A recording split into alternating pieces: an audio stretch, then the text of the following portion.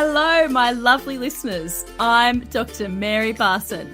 And I'm Dr. Lucy Burns. Welcome to this episode of Real Health and Weight Loss. Good morning, Mares. How are you today? I'm really, really well. I'm excited about today's topic. How are you? I'm also great. I had a wonderful sleep last night, and I know we are talking about sleep in another upcoming episode, but it does make us feel magnificent. It is the sweet elixir of life. Absolutely. So, Maz, the last couple of weeks we've talked about the thought model and the psychological, ramifications of desire to eat and neutralising negative thoughts. But the other thing that happens, with some of these thoughts is that we can become really stressed, often because of thoughts even. But what I'd love you to talk to our listeners today about is even the biological or physiological responses of stress and how that can cause weight gain. Yes, I would love to. So stress has become an epidemic in modern society. I think that really most people have become mostly stressed most of the time, and it really is a big problem for our health. I think that chronic stress, is implicated in pretty much every single negative health consequence that I see in patients. It's not always the causative factor, but it usually is a causative factor. Maz, can you just explain what chronic means for people? I think sometimes we use it in a different term. So what does chronic mean? So in the medical jargon world in which I live, chronic means long term. It doesn't necessarily mean severe or terrible or extreme. It means day in, day out, chronic, over a long period of time. And the opposite in medical jargon world is acute. So we can talk about acute stress, which is just short, sharp stress that doesn't last very long, versus chronic stress, which is stress that happens, most days a week in, week out for months, years, or our entire lives. And they are very different biologically. It's the same process, but the health consequences are extremely different. So it is very normal to have acute stress in our lives. You've got to sit in an exam, you're acutely stressed. You have to run across the traffic, you might get acutely stressed. You have to do a public talk, you might be acutely stressed. These are all just normal and natural. But when we become chronically stressed, things can really start to go awry. And I love to think of health and wellness through an evolutionary lens. I find it a very, very helpful way to view human health and happiness. So if you can imagine us humans, 30,000 years ago, we are wild humans, genetically exactly the same as we are now, but living a hunter-gatherer lifestyle in the savannah of Africa. And we had been living this wild hunter-gatherer lifestyle for nearly all of our evolution. And so we are essentially hunter-gatherers. That's what we're designed to be. And many of our health problems are that we have taken this genetic hunter-gatherer and plonked them down in the middle of a modern society, in a modern lifestyle, which creates a massive mismatch between our genes and our environment, which creates a lot of our modern diseases. So stress, back to the stress piece of the puzzle. Okay, so we're humans evolving in the plains of Africa. We evolved to actually be pretty calm most of the time. We would have been in what we call the rest and digest mode, where we were just pretty relaxed. We weren't particularly stressed. We were sitting around digesting our food, being okay. And then every now and again, some danger would come along and we would have to negotiate that danger, and we would have a short, sharp period of acute stress.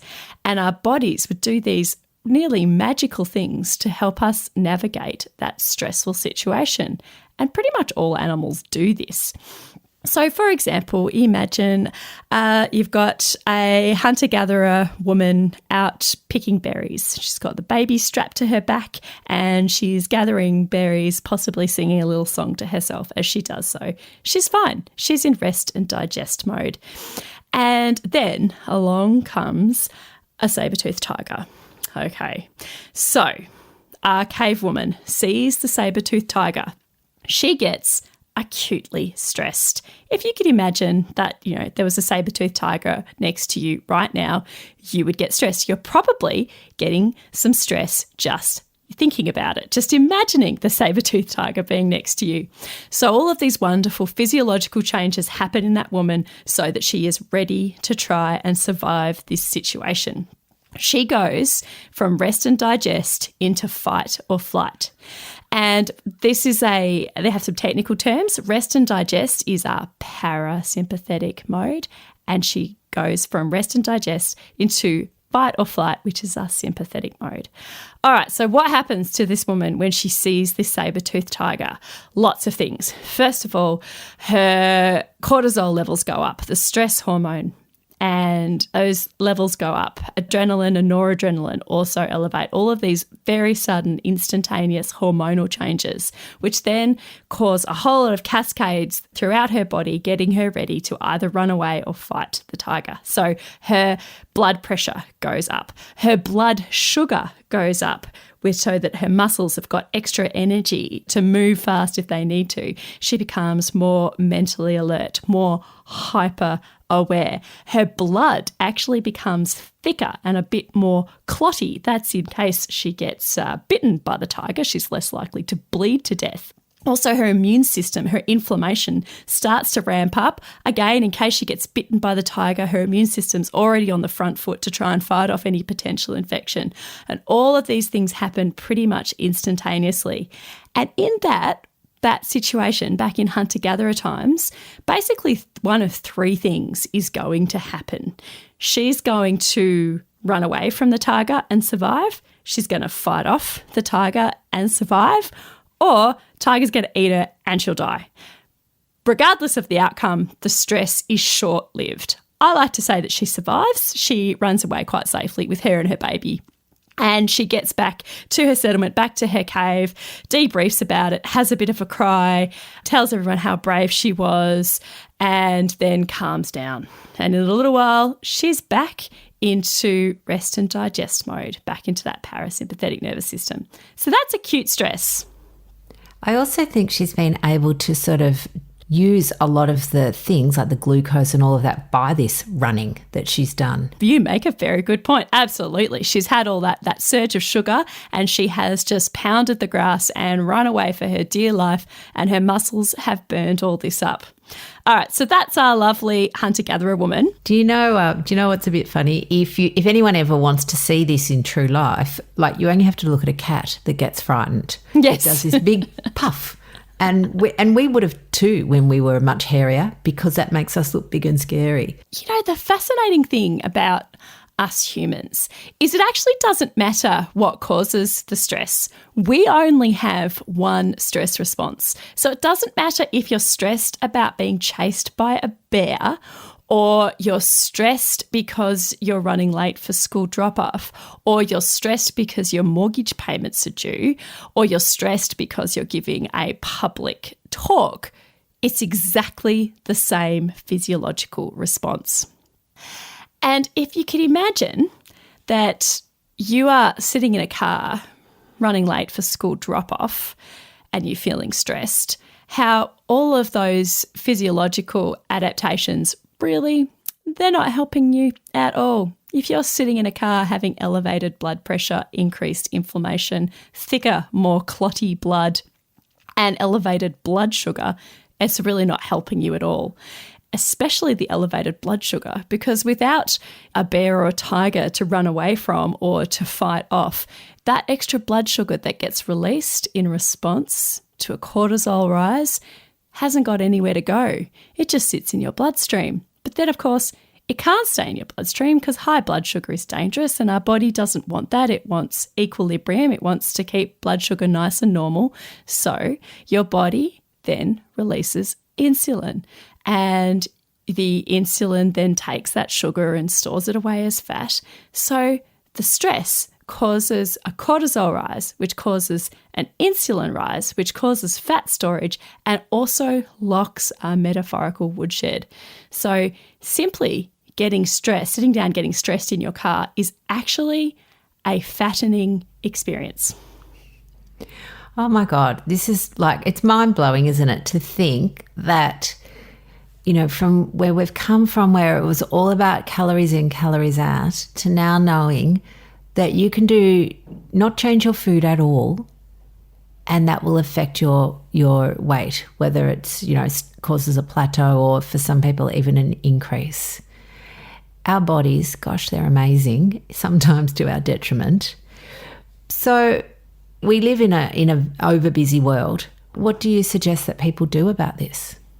There are some really, really simple things that we can do to reduce our stress and also to reduce the harms of the stress that we experience. So I mentioned two types of acute stress there, the being chased by the saber-toothed tiger and running late for school drop-off. The problem with modern society is that what causes us stress isn't acute things like short-lived things like bears and tigers. It is mortgage repayments and constantly running late for work and difficult people at work. There are so many things that cause us chronic stress. And then when we're in this state of chronically elevated cortisol, we get chronically elevated blood pressure, chronically elevated inflammation. Our brains can be chronically hyper alert and hyper vigilant, which can precipitate all kinds of emotional distress. The inflammation, the elevated blood pressure can be implicated in chronic diseases, poor heart health, lots and lots of problems, as well as weight gain. So chronic stress is really, really dangerous. It's really yuck, and it is best that we do everything that we can to avoid it. So, kind of a two-step process. The first is not always that easy and it can be quite confronting, but to think about what you can do in your life to reduce the stress that you experience. You know, what can you say no to? What can you let go of? What can you reframe? Is our last episode we talked about, you know, the thought model, and that we are in fact in control of our thoughts. And often if we simply, it's not so simple, but it's not easy, if we simply change the way that we think about certain circumstances, we can reduce the stress that we experience. That's the first part. And it can be a pretty yucky thing for people to think about, but still a very, very important thing to think about. I think saying no is, again, simple, but actually difficult, but so powerful. Being able to affirm your boundaries, and again, we can do a whole episode on boundaries, but that is really critical to reducing your load, isn't it? So it's about reducing your load and then changing the way you look at your load. Absolutely. Boundaries are so important. Rosie Parks said, "A well-timed no has the power to change the world." And no is a wonderfully powerful word. Saying no to things that overload you, that cause you stress, asserting your boundaries, it has life-changing potential. Yes, absolutely. So that's like addressing the causes as much as you can. However, you cannot, and you probably wouldn't want to, eliminate all stress in your life. It's very unrealistic to think that you can do that.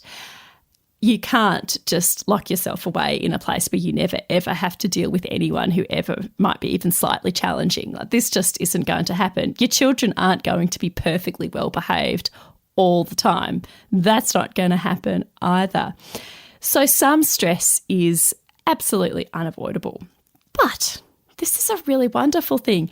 With actually very, very simple and quick and easy techniques, you can reduce the harm from the stress that you experience.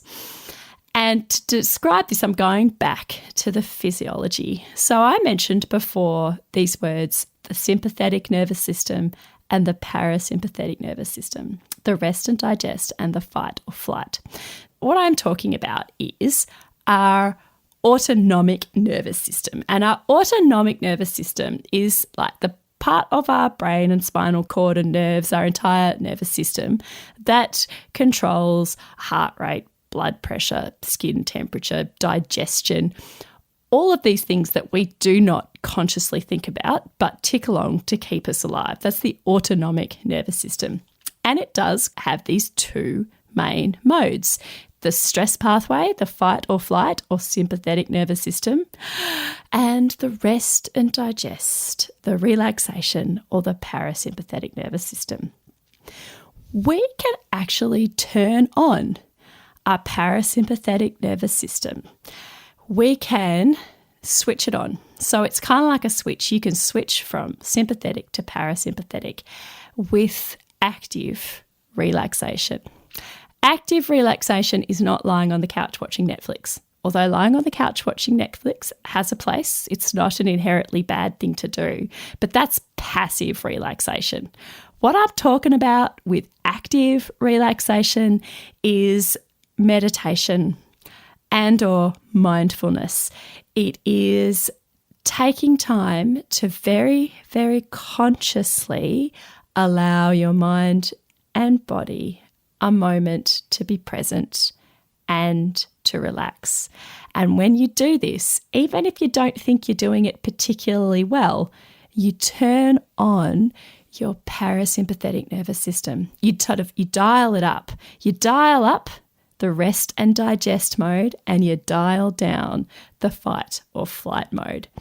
And the truly beautiful thing about active relaxation is that those wonderful physiological effects of increasing the rest and digest mode actually last well beyond the period of active relaxation itself. So blood pressure goes down, cortisol goes down, blood sugar goes down, the blood gets less clotty, the mind becomes clearer. Basically the opposite of all of the things that happen in fight or flight happen in rest and digest. And if you get into a regular pattern of some active relaxation, it rebalances your entire nervous system. And it really is not an exaggeration to say that everything can change for the better. That's wonderful, Maz. I'm quite relaxed just sitting here. It's funny. Whenever you say those phrases, rest and digest, I imagine this sort of pride of lions who have, had their dinner and now they're just lolling around, resting and digesting. And I guess, they're pretty calm. That's exactly what they're doing. They're lying in the sun, grooming themselves, watching their cubs play, feeling fine. That's how we evolved to actually spend most of our time in that rest and digest mode. People will put up a lot of resistance. I hear this a lot when I suggest that some meditation or mindfulness would be helpful for people to manage their weight, to manage their mindset, to manage their health and wellness. I almost always will get this response, which is, I can't do that. I can't turn my mind off. I can't relax. I tried it. It's impossible. My mind doesn't relax. I can't turn it off. I don't know about you, Lucy. Do you hear that one a lot? Absolutely. In fact, I often, I thought that myself for a long time. I have one of those crazy busy brains that runs around and to use another dog analogy, it's just an untrained dog sniffing every bush it could find. Yes, absolutely. Mine's something like a swarm of bees just sort of flying around all over the place. Yeah, so how I tackle this with people is to explain that the purpose of mindfulness, and I will often prescribe just 3 minutes of mindful breathing to begin with, 3 minutes a day. The purpose is to not shut your mind off completely, have it totally blank, not a thought in your head, and be propelled into some Dalai Lama, state of complete bliss. That's not it at all. The purpose of that 3 minutes of mindful breathing is to notice when your mind wanders and gently bring it back, to let your mind wander and gently bring it back. It is to bring awareness to your mind and your thoughts and to just gently, over and over again, with kindness, with compassion, to gently bring it back to the breath. It doesn't have to be the breath. It could be anything. You could focus on a leaf blowing in the wind, or music. You could focus on music. But breath is very freely available. You could do it anywhere. And slow breathing has the added benefit of turning on our parasympathetic nervous system. So I tell people that it's like a mental dance. When you sit or stand and you decide to do your 3 minutes of mindful breathing, your brain will fly off in a million directions. That's just what brains do. Brains are thinking machines. They just generate thought after thought after thought. And you can't stop your brain from thinking any more than you can stop your heart from beating. And the purpose is not to stop your heart or your brain.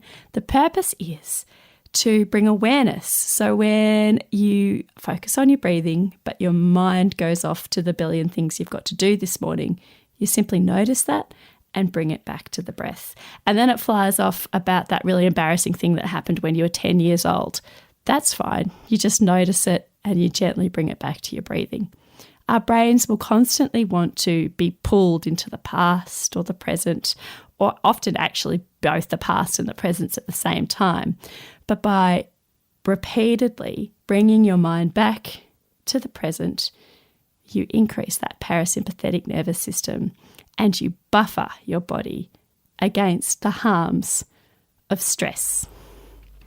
That's wonderful. Not only do you buffer your body against the harms of stress, it's free. You don't have to pay a scrap.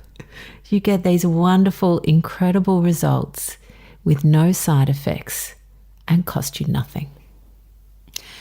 It truly is one of the most powerful things you can do for your health, and it is so simple and easy. I think the only really tricky thing is doing it. And once you manage to get the habit of doing it, just like we have the habit of brushing our teeth each day, once you're in the habit, everything changes for the better. Wonderful, Mares. All right, I think we better leave it there. I'm going to run off and do a bit of meditating now.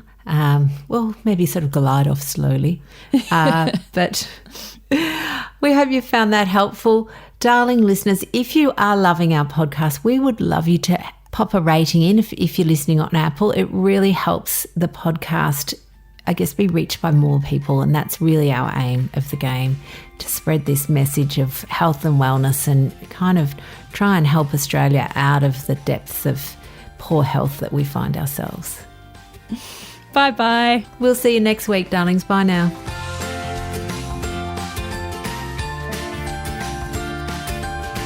So, my lovely listeners, that ends this episode of Real Health and Weight Loss. I'm Dr. Lucy Burns. And I'm Dr. Mary Barson. We're from Real Life Medicine. To contact us, please visit rlmedicine.com. And until next time, thanks for listening.